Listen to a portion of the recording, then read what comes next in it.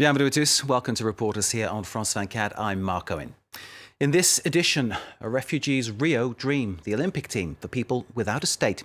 The International Olympic Committee's response to the worldwide migrant crisis is to allow athletes who no longer live in their homeland to run under the IOC banner. For them, it's a chance to show a world that they believe has forgotten them, that they have talent and value. But of course, not everyone can make the Olympic team. Our film takes you to the heart of their training camp. All ran from conflict. They're now running for their future. This from Kenya and from Rio by our reporters Stefan Kenesh and Nicola Ransom. From here, giraffes have a view of Nairobi, the capital of Kenya. But the men and women who run on the surrounding roads are setting their sights even further. They're contemplating Rio and the Olympics. Their dream is to participate in the Games. That's why they train for 2 hours a day. They're not from Nairobi. In fact, they're from far away. Their souls have already been worn on the roads of Exodus. Congo, Sudan, Somalia. They're refugees who've fled war. This year, the International Olympic Committee decided to create a team for athletes who can no longer compete for their national squads. 43 such athletes have been selected around the globe. This small group is among them. For the past year, they've been training in this centre belonging to the Kenyan foundation Tegla Larupe, sponsored by the UN High Commissioner for Refugees and the IOC. But not everyone will go to Rio. The refugee team will only be composed of 10 athletes. We still don't know who or how many here will take part in the Olympics. The announcement will be made in a few days. Gaston Kisa Zamumu hopes to compete in the 1500 metres. I'm very, very happy because this is challenge for me. Challenge for all refugees, for all world. Gaston was 14 when he left the Democratic Republic of Congo. He travelled more than 2,000 kilometres on foot and crossed 3 borders to reach a refugee camp in Kenya.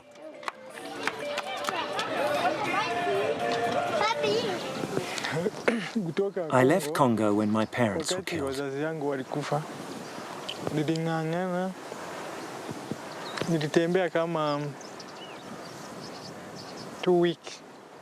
I walked for 2 weeks to reach Burundi. It was very hard. I had nothing to eat, nothing to drink. When I came across a house on the way, I asked if I could stay there for one night. And the day after, I set out once more on my way.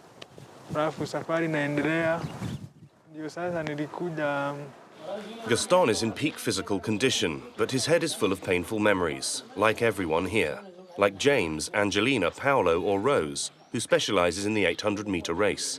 She fled the civil war in Sudan 15 years ago. Between 7 to 8 years old when I was coming from Sudan, because we came with my parents. Then some years back, they went back to Sudan and left us here with some of my siblings, whom I stay now in Kakuma. As I'm here, my parents, they don't know why I'm here. They don't know if I'm doing what or what, they don't know, because we don't do contact with them because they are in the village, so they don't have contact for communication. Used to facing the world's cruelty alone, these athletes have had to learn to live and work together. Okay. Let's go, Karen. Yes. And who better than a former relay champion to create that team dynamic? John Ansra, a 61-year-old Kenyan, is both trainer and life coach. And they came from different places, from Somalia, from Ethiopia, we have Congolese. And we told them, as human beings, all human beings are the same. Because when they came, they still had animosity from where they came from. We had to diffuse the tension. When the tension was gone, that's why you see what we are doing is we are doing it as a team. Every night after training, the athletes settle down to sleep, dreaming of getting to the Games in Brazil.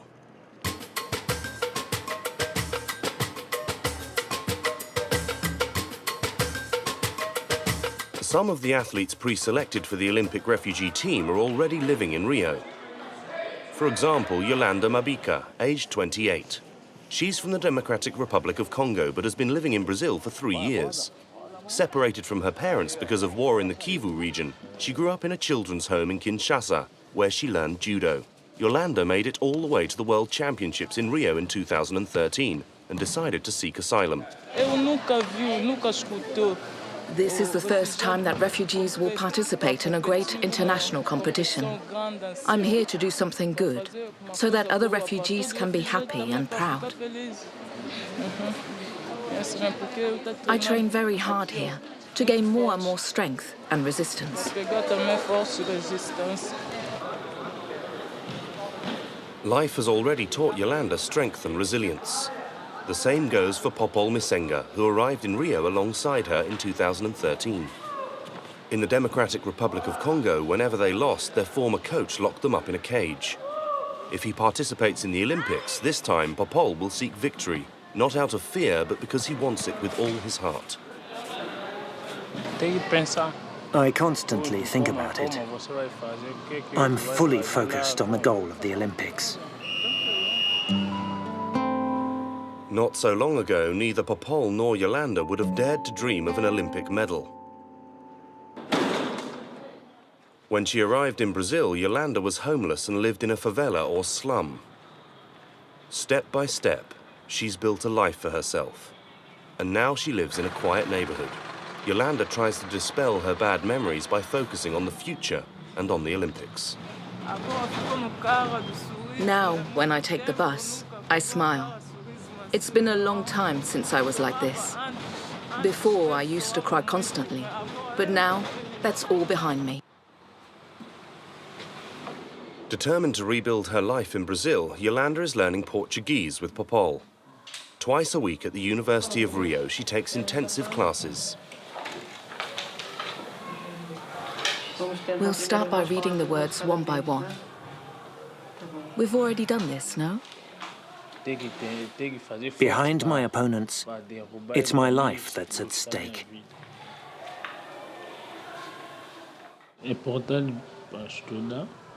It's a new life for me. I'm very invested in it and in several areas to make sure I don't miss this opportunity. Studying is also fundamental. When I'm older and I won't be able to do judo anymore, I'll have to find another way. It's at this point that the studies will be useful to me. 9,000 kilometers away, the sun rises in Kenya. A dawn which will lift the veil on the athletes' uncertainty. Today, the athletes at the Tegla Laupe Foundation will finally find out which of them will be selected for the Olympic team of refugees. The IOC is set to announce the official list in a few hours' time. Gaston from Congo really believes he's ready for the 1,500 meters. In the morning, I go to train, evening, to train. So become slowly, every day become up. So right now, I think it's okay. Gaston can already picture himself at the Olympics. With his new shoes on, he's in the starting blocks. This one is for a spike. Yeah, I use this for maybe even go to track, I use this. So this shoes is for Rio? Yeah, of course. Gaston and some others head off for a long-distance run to cope with the stress of decision day.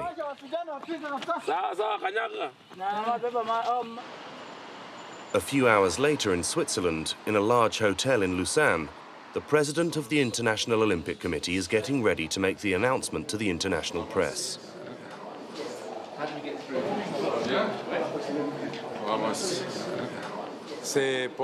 This is the first time that the IOC has appointed a refugee Olympic team, because we are actually experiencing an unprecedented crisis in the world.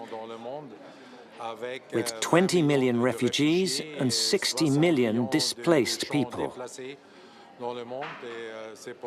That's why the IOC has considered it necessary to send a message of solidarity with all refugees across the world. The time has come. In Luxembourg, Belgium, Brazil and Kenya. 43 refugee athletes are waiting.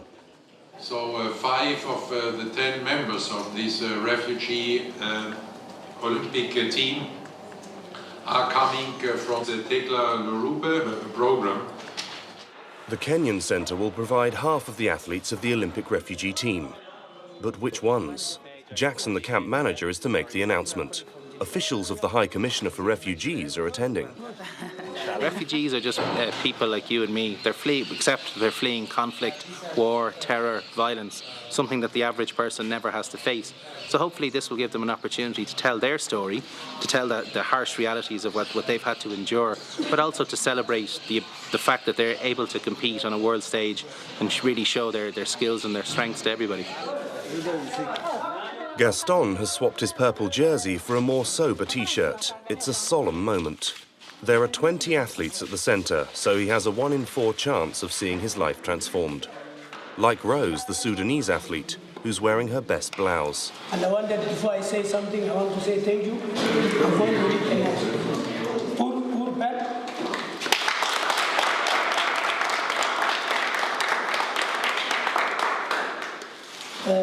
James Nyak. Angelina Nadai. Rose Natiga.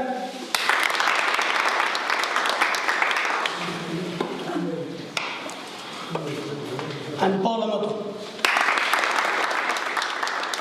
For you guys who have been selected.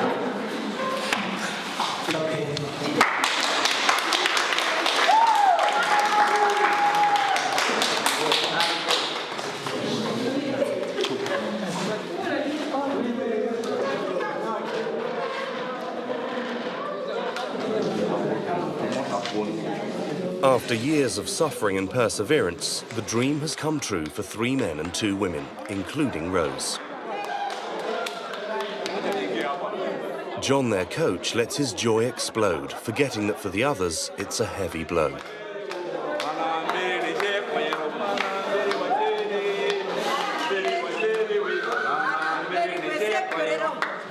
Gaston preferred to leave the room. He wasn't up for partying, but his competitive spirit remains. I think one day, in my heart for me, one day I needed to come to be a champion because it's my heart inside. Yeah, because I love athletes, I love sport.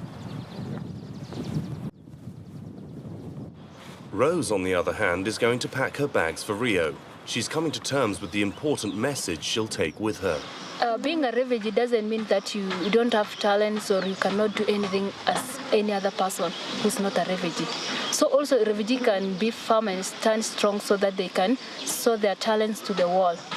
And this one can bring us together through interaction, and it promotes peace all over the world. And also let you to be an ambassador of those IOC family and refugee.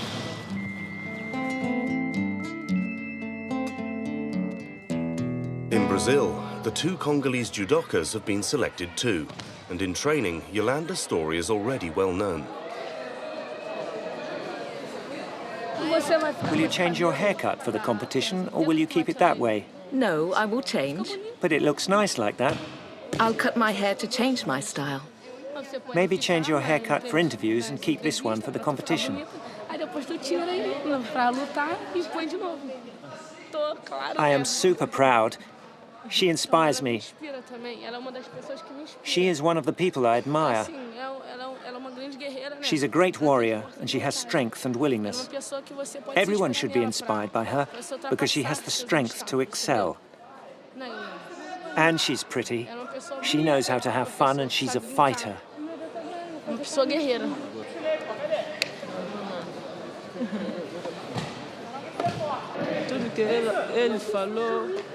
What he just said makes me happy, because from his words, I'm a warrior.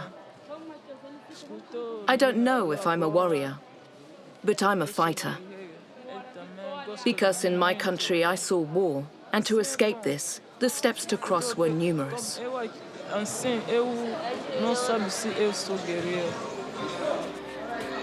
Yolanda and Popol will be joined soon in Rio by Rose and her 4 teammates from the Tegla Lorupe. Also on the team, there'll be 2 Syrian swimmers and an Ethiopian marathon runner. In the absence of a flag to represent them, they'll march together under the Olympic banner, a first in Olympic history. Competing on behalf of some 60 million people, forced to flee the violence and chaos of the world.